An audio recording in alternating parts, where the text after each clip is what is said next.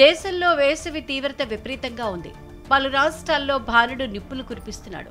దీంతో గతంలో లేనంత రికార్డు స్థాయిలో ఉష్ణోగ్రతలు నమోదవుతున్నాయి.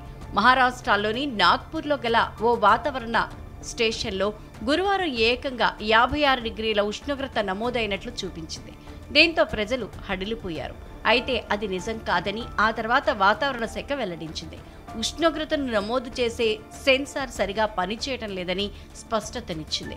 నాగ్పూర్లో భారత వాతావరణ విభాగం 4 ఆటోమేటిక్ వెదర్ స్టేషన్స్ ను ఏర్పాటు చేసింది. ఇందులో 2 గురువారం అసాధారణ ఉష్ణోగ్రతలు చూపించాయి.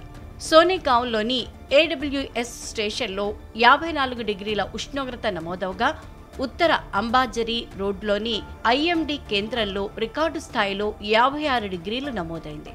మిగతా 2 స్టేషన్లలో 44 డిగ్రీల ఎండలు ఉన్నట్లు రికార్డైంది.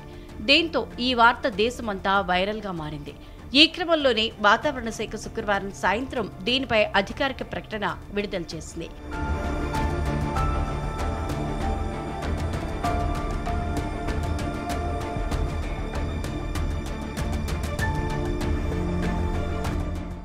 మే 30న 56 డిగ్రీల ఉష్ణోగ్రత నమోదవటం నిజం కాదని, దీన్ని అధికారికంగా ధృవీకరించట్లేదని స్పష్టం చేసింది.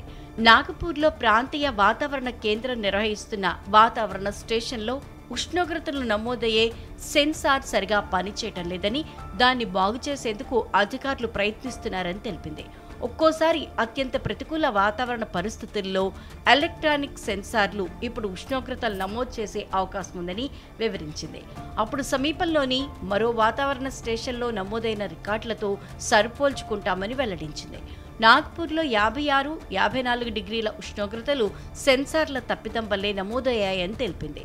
సమీపంలోని మరో స్టేషన్లో 44 నుంచి 45 డిగ్రీల ఉష్ణోగ్రత నమోదైందని వాతావరణ అధికారులు వెల్లడించారు.